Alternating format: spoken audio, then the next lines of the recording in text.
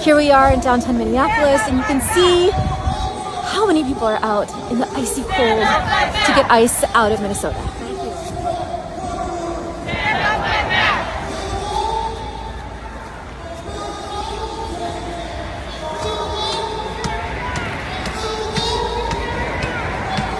I'm here with my beloved friend and dear brother, Chris Stedman. Chris. Hi. Tell me what you're feeling in this moment and why you're here. I'm here for my neighbors who can't be here. I'm here because this is what we do as Minnesotans. We come together in times like this and stand up for those who aren't able to stand up right now. So that's why I'm here. And when you look around, what do you see? What do you feel? I see my community. I see my people. I hear my people. And I see my beloved friend who I'm so glad is here with us right now. From Los Angeles to Minneapolis, we stand in love and solidarity and so much courage. Even when it's below zero.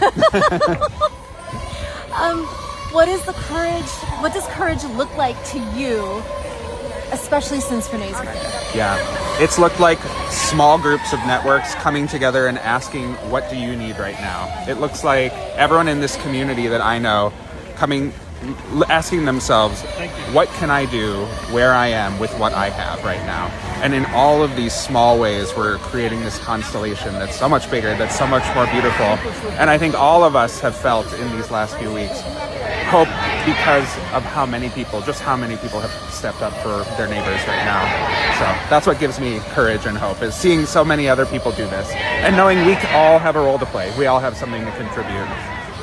Chris, I've never seen what I've seen here in my whole life. It's like the people of Minnesota creating this underground civil society, networks of care, caring for each other's children, bringing groceries to each other's homes, like giving each other medical care, like showing up with whistles when they have guns. I mean, it's just been so extraordinary what has been built here. Like the more they escalate their brutality, the more our movement grows, and the more creative and the more courageous we become.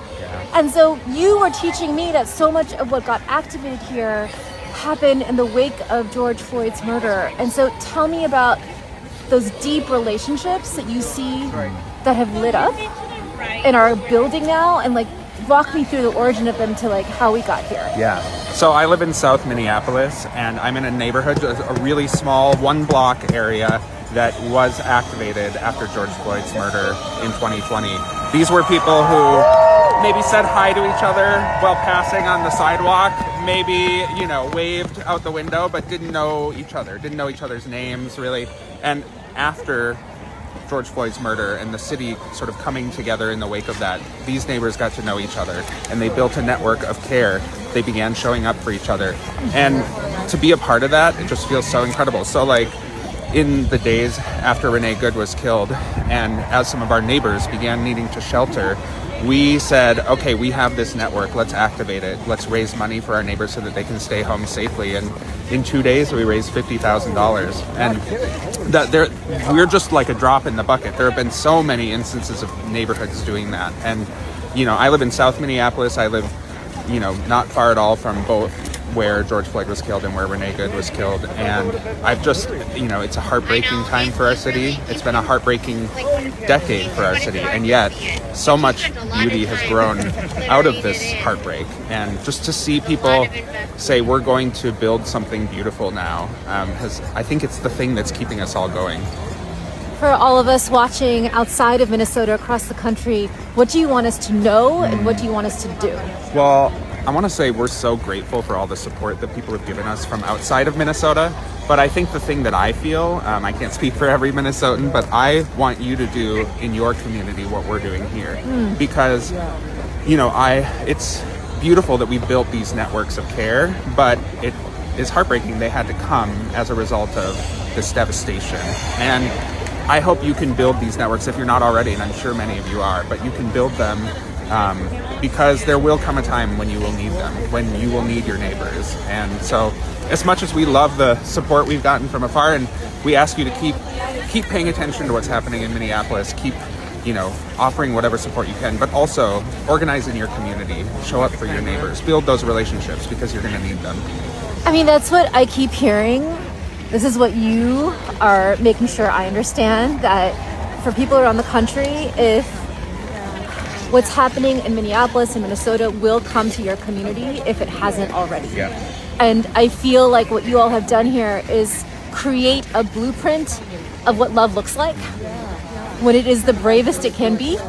And that blueprint we can take back into our own communities and put that into action. And I'm so grateful for it, Chris. I'm so grateful for it.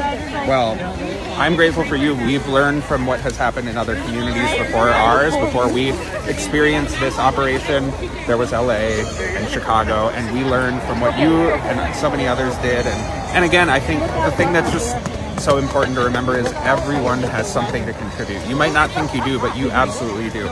We have neighbors who are out on patrol. We have neighbors who are out at the schools, making sure children are able to leave school safe. We have people who are fundraising. That's what I've been doing. Everyone has a role to play in this beautiful tapestry, and I know you have one. Just look around, and you're not alone. Look, you're not alone. Woo! Chris, I love you so much. I love you. 20 years of friendship, I think. 20 years of friendship and 20 more. Here we go. Actually, 100 more. 100 more.